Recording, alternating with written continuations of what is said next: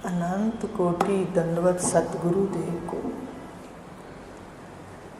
अपना पिछला विषय चल रहा है स्वरूप गीता के माणिक मोती का। प्रजापति ब्रह्मा ने अपनी संतान, 3 गुणों की संतान ब्रह्मा जी से प्रकट हुई, देवता, मनुष्य और राक्षस, दानव। तो तीनों को ने कहा हमें उपदेश दो, तो 2 का उपदेश हो गया था। उन्होंने एक दया का उपदेश दिया था। देवताओं को दया का उपदेश दिया तो उन्होंने उसका तात्पर्य दमन समझा, और मनुष्यों को उसका उपदेश दया का दिया तो उन्होंने दान समझा। अब उन्होंने उनके पास, ब्रह्मा जी के पास असुर आए। असुर ने प्रजापति को उपदेश करने की प्रार्थना की। अब उन्होंने उपदेश करने की प्रार्थना की कि महाराज हमें भी उपदेश करो। ब्रह्मा जी ने उनको भी दया शब्द का उपदेश किया। उपदेश करने के पश्चात असुरों से पूछा, क्या तुमने दया शब्द के उपदेश का तात्पर्य समझा है? भाई दया कहा तो कहा, तुम्हें समझा है दया का क्या तात्पर्य है, क्या इसका अर्थ है? तो असुरों ने कहा, महाराज आपने हमें दया शब्द का उपदेश करके समझाया है जीवों पर दया करो, क्योंकि उसकी वृत्तियां कौन सी हैं? आसुरी संपदा वाले हैं। आसुरी संपदा क्या करती है? क्रूर कर्म करती है, दूसरे को कष्ट दे के प्रसन्न होती है। तो जो दूसरे को कष्ट दे के प्रसन्न होती है उसने क्या समझा दया का उपदेश? कि दया करो, जीवों पर दया करो। अब असुरों ने दया शब्द के उपदेश का तात्पर्य दया करना ही समझा। प्रजापति ने कहा, तुमने दया का तात्पर्य दया करना समझा, यह बिल्कुल उचित है, तुमने ठीक ही समझा है। समझ रहे हो? अब एक दया का उपदेश है तीनों को, लेकिन मन के भावों के अनुसार सबने अपना अपना अर्थ लगाया। ये जो राक्षसी वृत्तियां हैं ये दूसरे को कष्ट देती हैं, तम प्रधान होती हैं। तम का मतलब है इनकी बुद्धि का चश्मा काला होता है। अब काला चश्मा आप पहन लो, आपको सामने नहीं दिखेगा, इसलिए इनको सत्य नहीं दिखता। इनको सफ़ेद जगत भी काला ही दिखता है, वो विपरीत दिखता है। और मनुष्य मिला जुला गुण रखता है। और फिर उसको क्या उन्होंने दया का अर्थ समझा था अपने भावों के अनुसार, क्योंकि वो संकीर्ण होता है, स्वार्थी होता है। अपने भावों का अक्स पड़ा, स्वार्थ पड़ा। उन्होंने कहा दया उसमें दान करो, अपने भाग में से। कहते हैं ना भाई ये मेरा भाग है, ये मेरा भाग्य है। भाग माने हिस्सा, जो हमें हिस्सा मिला है उसमें से कोई ज़रूरत वाला है। दान कोई किसी को नहीं करता, कल समझा दिया था। ईश्वर की वस्तु है, पहले तो चोर बनोगे, मेरी है, फिर ही दान करोगे। यहाँ सब आपका, जिसका आपके पास जमा है वही आपसे ले जाएगा। कोई किसी का नहीं लेता, कोई किसी का नहीं खाता। ये ब्रह्म विद्या की बात करनी है। नीचे बैठ के सब कहेंगे मैं उसको खिलाता हूँ, मैं उसको खिलाता हूँ। वास्तव में हर व्यक्ति का एक दूसरे के पास बैंक में जमा है कर्मों का हिसाब। तो उस हिसाब से हमें समझ आ जाती है, प्रेरणा उठ जाती है। किसी से ले लेते हैं, किसी को दे देते हैं। तो यहाँ ध्यान नहीं देना है, लेन देन की ओर ध्यान नहीं देना, एक सत्ता की ओर ध्यान देना। उन्होंने विलासिता में जीते हैं देवता, उन्होंने दमन का समझा। उनके भाव विलासिता वाले हैं, उनको अक्स पड़ा, उन्होंने दमन कह दिया। देखो एक ही दया उपदेश सुनने वाले के लिए अलग अलग अर्थ लाता है। इसका क्या अर्थ है? इसका अर्थ है कि गुरु के पास भी शिष्य आते हैं तो यहाँ पर कई लोग आकर के कह देते हैं, आप इतना सुनाते हो, देखो इसमें क्या अंतर है। मैंने कहा ये मेरा विषय नहीं है, मेरा विषय है हीरे बिखेरना। हंस उठाएगा, मुझे इसका हिसाब थोड़ी करना है, अपने कर्तव्य का हिसाब करना है। गुरु के प्रति जो कर्तव्य है हो रहा है सब, तो जैसे अंतःकरण उसका ढीला होगा, पहले भूमि तैयार होती है, यहाँ जो आता है एकदम साधना नहीं आ जाती, तो भूमि भी तो तैयार करनी है कलयुग में, लेकिन जल्दी करो। उपनिषद कह रहा है जीवन एक उल्का है, उल्का का उदाहरण दिया, देखो उल्का पिंड होते हैं ना जो चमकते हैं, सितारे तो सदा चमकते रहते हैं, उल्का होती है एक बार चमकती है और फिर गायब हो जाती है। तो उसके साथ जीवन का उदाहरण दिया है कि तुम्हें पता भी नहीं चलेगा कैसे बचपन, जवानी और बुढ़ापा बीत जाए। फिर मनन भी किया, जब शुरू में इसको अध्ययन किया तो बिल्कुल लगा कि कहाँ है वो, कहाँ है मित्र, कहाँ है बचपन, कहाँ है वो सारा कुछ, कहाँ है इतना बड़ा परिवार। और जीवन के आयु के क्षण भी देखो, इसलिए हर क्षण देखा करो कि हमने क्या अच्छा किया। 3 काम करो, तन मन धन से रोज अच्छा करो। क्यों? क्योंकि करना तुम्हारे जीवन में नहीं, पर जब तक हमारी निष्ठा नहीं है, स्थिति नहीं है, तो ये भी हमारे अंतःकरण को समाहित करेगा। शुभ करना, ज्ञानी शुभ कर्म अपने स्वभाववश करता है, उससे कोई करवाता नहीं है, ना ही वो चला के करता है, वो तो स्वभाववश करता है, उसके द्वारा होता है। इसलिए अब ये तीनों गुण हमने अपनाने हैं। दमन अपनाना है, विलासिता बढ़ जाए जीवन में, विलासिता का निरीक्षण करना है। के संकीर्णता को काटने के लिए दान का, माने अपने भाग में से जो हमारे पास है उस हिस्से में से देना। मतलब जब हम किसी को देते हैं तो अपना अधिकार छोड़ते हैं ना, यहाँ मैं गिरती है, मन शुद्ध होता है और प्रसन्नता भी मिलती है। और एक दूसरे का समाज के अंदर, हमारे उपनिषद में उसमें लिखा है ऋषियों ने कि 5 भाग करो अन्न के, धन के, भविष्य के लिए रखो, कारोबार में लगाओ, अपने मित्रों के लिए दो, समाज में विवाह शादियों में दो, ऐसा कहा है। और जहाँ साधना करते हो वहाँ दो, ऐसा कहा है। देखो सब बिल्कुल खुलासा है एक एक चीज़ का, बेटी को क्या देना है, बेटी की बेटी को क्या देना है, देखो तो ये सारा उसके अंदर है। जिसका अध्ययन होगा वो उसका तो जीवन निरोल हो जाएगा। तो तीनों का निरीक्षण करना, दमन, कल पूछूंगी कि कैसे भाव आते हैं, दमन, दान और दया। अगर कोई गलत कर गया अपने सामने तो आपको बार बार यही कहते हैं कि एक क्षमा और दया साधक का हथियार है। क्षमा सदा पास रखो, दया सदा पास रखो। किसी ने गलती कर दी, कोई बात नहीं, कह दो सादे शब्दों में, तानाकशी और ऐसे शब्दों में नहीं, सादे शब्दों में कहना है तो कह दो, लेकिन क्षमा कर। और कोई गलत कर गया उस पर दया करो कि ऐसी जीवात्मा है, दया करने योग्य है, इसको यह भी नहीं पता कि मनुष्य शरीर का कैसे लाभ उठाया जाता है। तो लाभ केवल गुरु तत्वज्ञ पुरुषों के शिष्य हैं, वो निरीक्षण करके लाभ उठा सकते हैं। आवागमन करके लाभ नहीं उठाते, आया सत्संग सुना चले गए बस नहीं। घर जाके सुनो, इसको फिर से सुनो, कैसी सुंदर व्यवस्था गुरुदेव ने कर दी, फिर से सुनो, फिर निरीक्षण करो, सीधा अपनी ओर लौटो। तो ये है 3 उपदेश हुए। अब समझ आ गई, ये उनके लिए तो हैं ही, पर हम भी तीनों वृत्तियों वाले बैठे हैं। आसुरी संपदा भी आ जाती है, अहंकार आकर दूसरे का नुकसान भी जीव कर देता है, करता है। तभी तो देखो ना कैसे मार काट और कैसे चल रहा है। कई बार हैरानी होती है, भाई कितना सुंदर सिद्धांत है भारत के अंदर, जियो और जीने दो, खुद भी जियो 100 साल तक और जीने भी दो। 100 साल तक कहा है उपनिषदों में, ईशावास्या में। यजुर्वेद का उपनिषद है, उसमें यजुर्वेद का 40वां अध्याय है ईशावास्या उपनिषद, और मेरे ख्याल 30वां अध्याय है पुरुष सूक्त के मंत्र।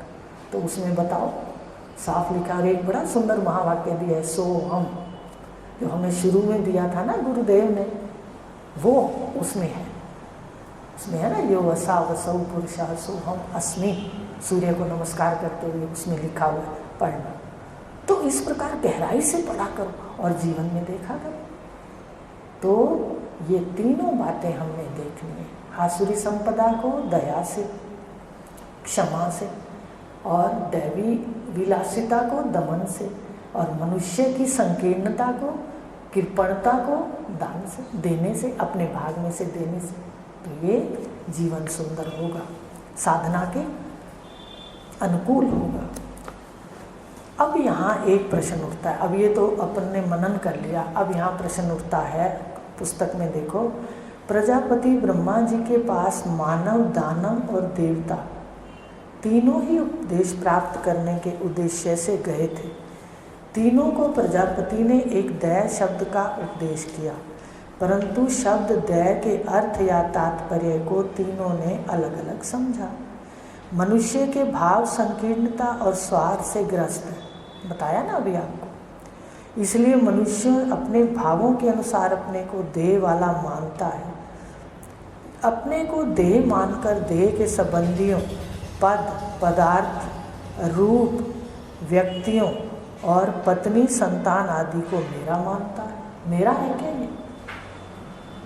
जब जीव आता है, ध्यान रखना, एकदम अकेला उतरता है, चाहे वो किसी लोक से आता है। आप लोग उधर मत ले जाना, स्त्री लोक भी है, पुरुष लोक भी है, यहाँ पर है।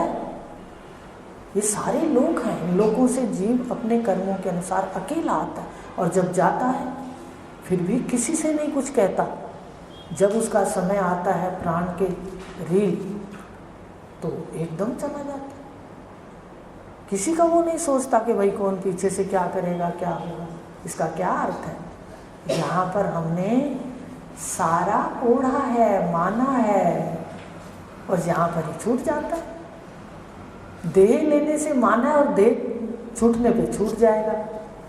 तो सबसे सुंदर बात है कि देह जब तक है, क्यों ना किताब सुंदर लिख लें।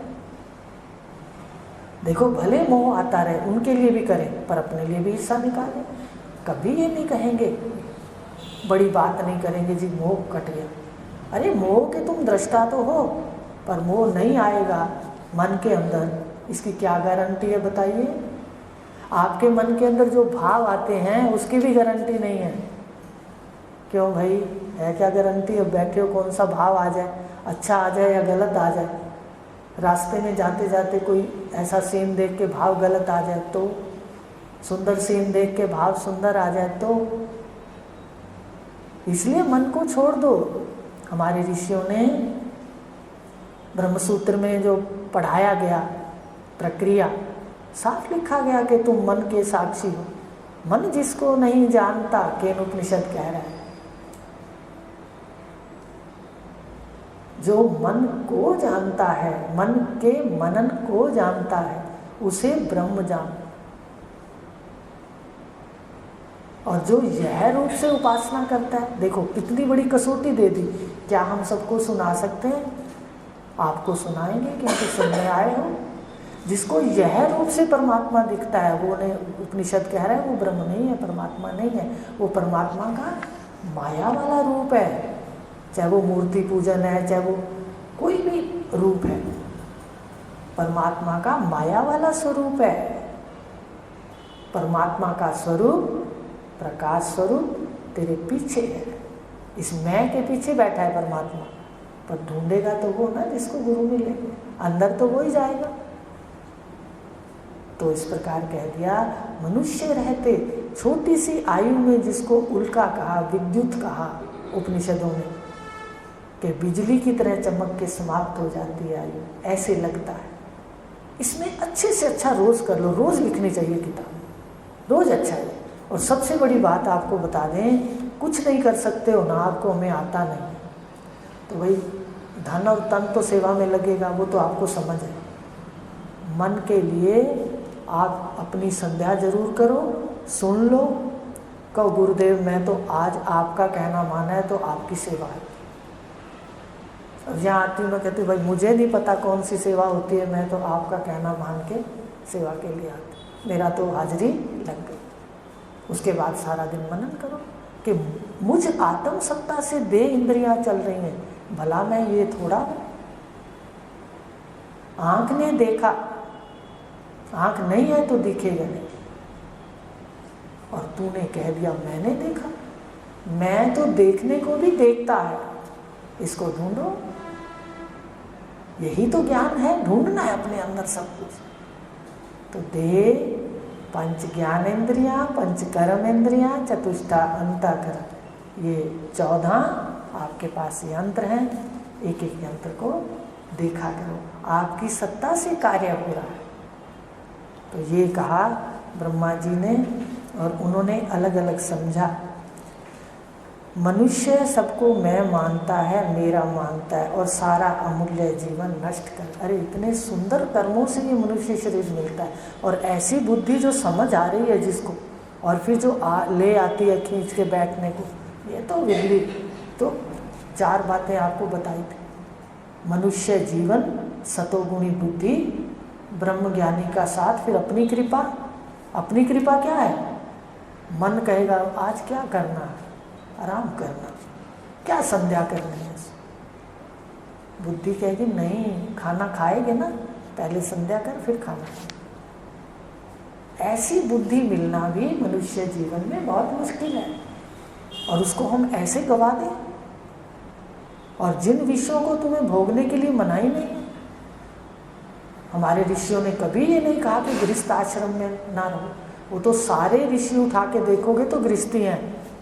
अभी पढ़ेंगे गार्गी, मैत्रेयी, याज्ञवल्क्य, राजा जनक, भगवान कृष्ण, भगवान राम, रानी सुलभा, रानी चौड़ाला, सब रानियां देखो। एक सुखदेव जी और नारद जी तो गृहस्थी नहीं है, सन्यासी हैं। तो ज़्यादा तो सारे गृहस्थी हैं जिन्होंने ये कार्य किए, जिन्होंने बढ़ के आगे ज्ञान दिया, लगभग सारे तो गृहस्थी हैं। गृहस्थाश्रम धन्य है, इसमें बैठकर अपनी भावनाओं को भी पकड़ो और वासनाओं को भी देखो। उठ गई वासना, मोह की कोई बात नहीं, कहो उठने दो, मन को कहो मैं तेरा दृष्टा हूँ, मैं मन नहीं, ना वासना हूँ, ना इसका मोह हूँ, मैं इसका दृष्टा हूँ। असंग कर लो अपने आप को, बस इतना काम करना है। बस असंग रहना। एक दिन भगवान ने गीता के अंदर कहा है, असंग कर्म करने से आत्म निश्चय है मिले। ऐसी सुंदर वाणी है, पढ़ा करो, इसको याद किया करो। संसार की बातों में क्या पढ़ा है? 4 बातें कोई कह दे, हम बराबरी करने चल पड़ते। कभी बराबरी करने ना जाओ, समय का नाश है। इधर करो बराबरी, भगवान कृष्ण की करो, संतों की करो, ऋषियों की करो, अपने गुरुदेव के शब्दों की करो। तो इस प्रकार सारा अमूल्य जीवन, अब समझ आती है अमूल्य जीवन नष्ट हो जाता है। मैं और मेरे के दायरे में ही जीता है। आसपास देखा करो, इतने मंदिर वगैरह भी जाएंगे, और जब कोई बात होगी तो वही वृत्तियाँ वही की वही निकल आएंगी। आप देखा करो ध्यान से, और आपको कभी ना कभी आपके गुरुदेव आपका हाथ पकड़ लेते होंगे, ये नहीं करना। मनन करो। जो जितना श्रवण करेगा, जो जितना गुरु का संग करेगा, उसका अंतःकरण उतना ही जल्दी शुद्ध होगा। और ये शब्द राज करते हैं, उनके पीछे से पकड़ लेते हैं, ऐसा नहीं होगा। तब राक्षसी वृत्ति आएगी, दैवी आएगी। जो मनन करेगा उसको दिखेगा। तो इस प्रकार स्वार्थों के कारण इसका अंतःकरण कृपण हो जाता है। भावों के अनुसार मनुष्य ने दया का तात्पर्य दान लगाया, वो आपको खोल दी बात।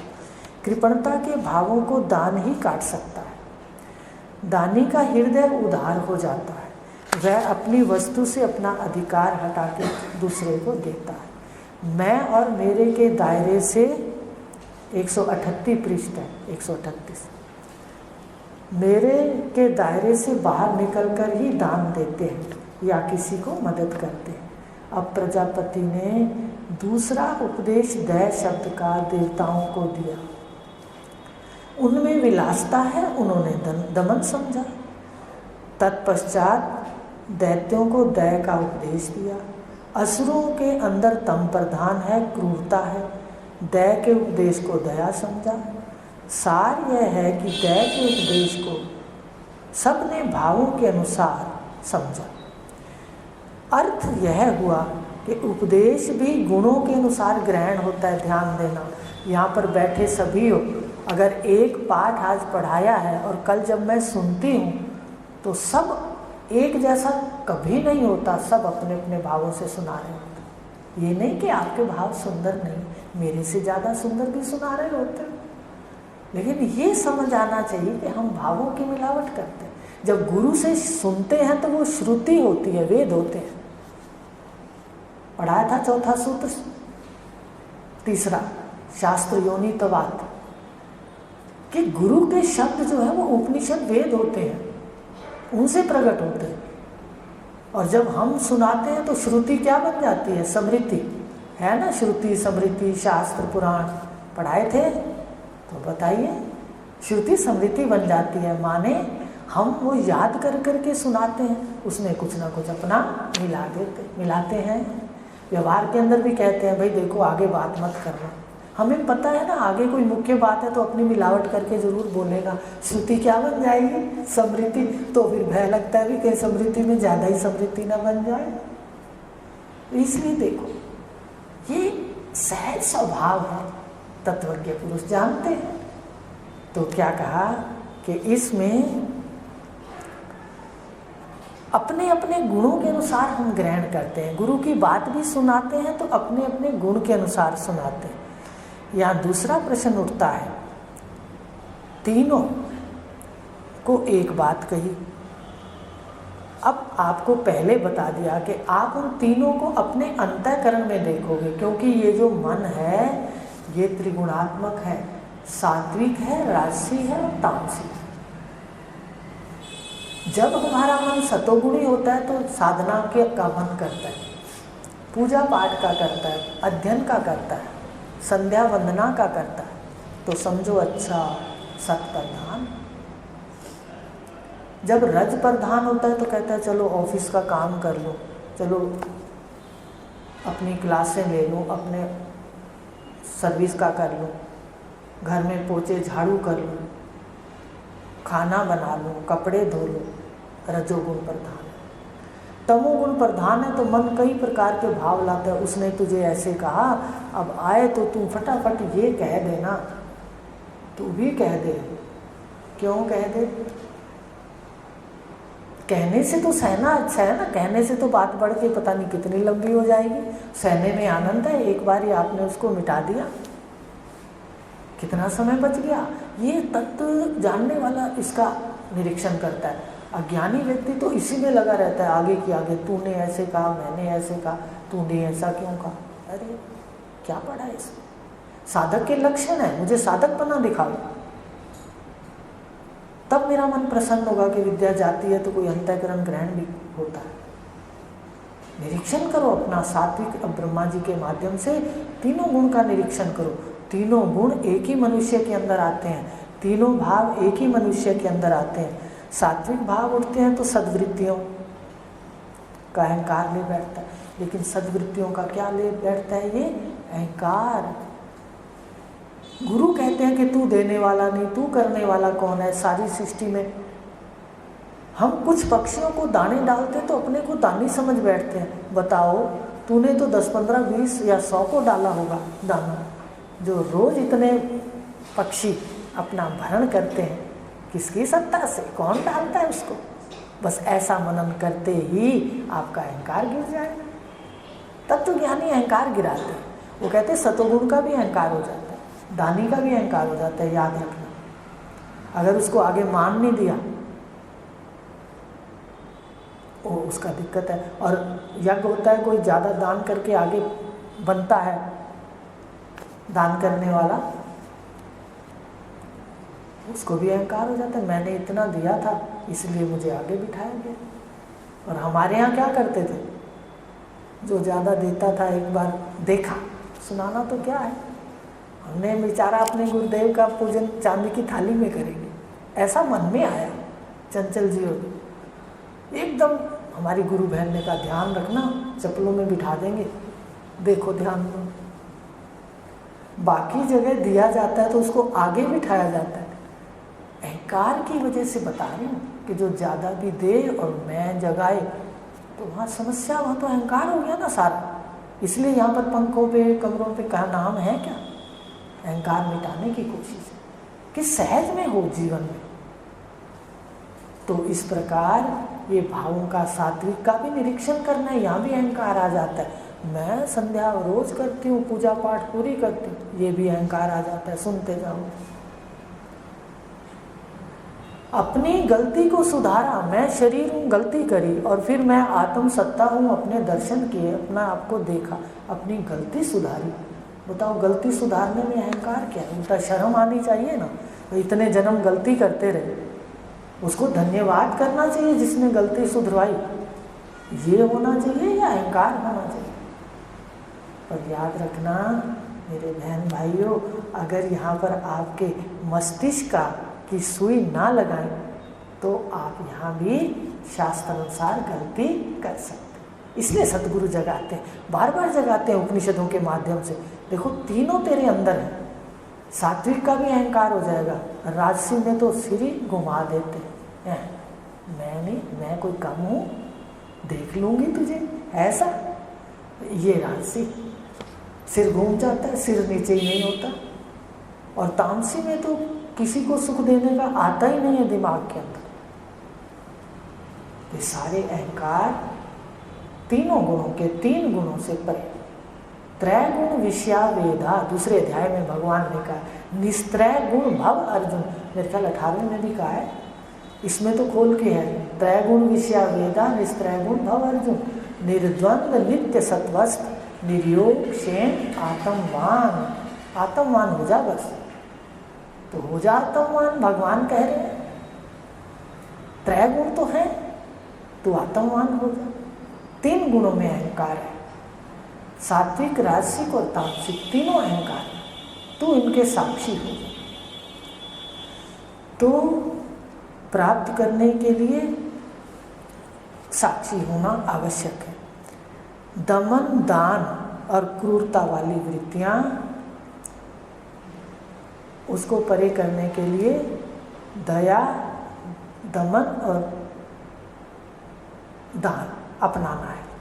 देखो, अब ये 3 बातें उनके लिए नहीं, अपनी वृत्तियां तो अपने लिए अपनाना है। अपना मन कृपण ना हो जाए, ऐसे हाथ चलता है। एक बात और सुनो, हमारे ऋषियों ने लिखा है शास्त्रों के अंदर कि जिसका हाथ ऐसे है, दाता कभी याचक नहीं होता। याद रखना, वो धन से सदा ऐश्वर्य युक्त रहता है, क्योंकि वो चलाता रहता है। जिस घर में छत के ऊपर अपने पहले वो प्रणाली लगाते थे ना, छोटे छोटे, अब तो पाइप लगाते हैं, तो पानी निकासी के प्रणाले होते हैं, वहाँ पर पानी नहीं रुकता, गंदगी नहीं होती, कृमि नहीं होते।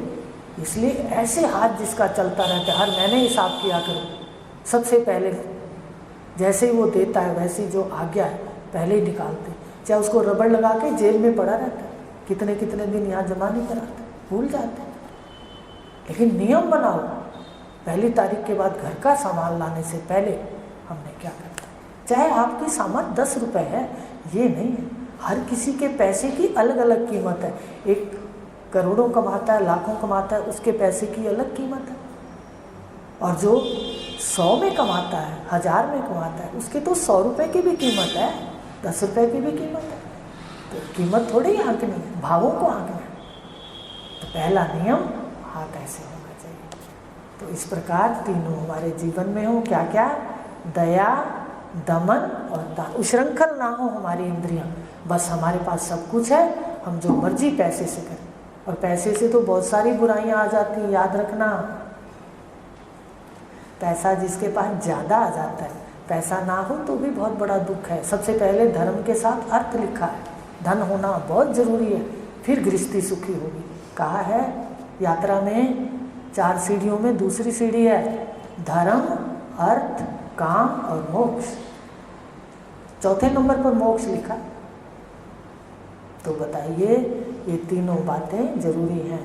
विलासिता, उश्रृंखलता ना बन जाए, दमन जरूरी, दान जरूरी और दया जरूरी। इसलिए तीनों गुण अंतःकरण में है। अंतःकरण एक रस कभी नहीं रहता, इसलिए इसके भावों का निरीक्षण हो। तीनों पर विजय प्राप्ति के लिए प्रजापति का उपदेश है।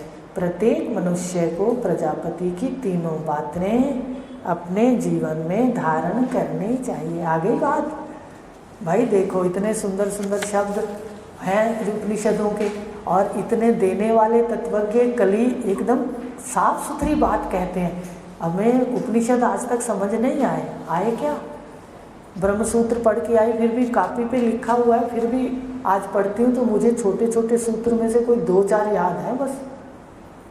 एक वो रस युक्त उपदेश आपको बताती हूँ, छोटे छोटे 5-7 को, लेकिन सार याद है। सार क्या बताया?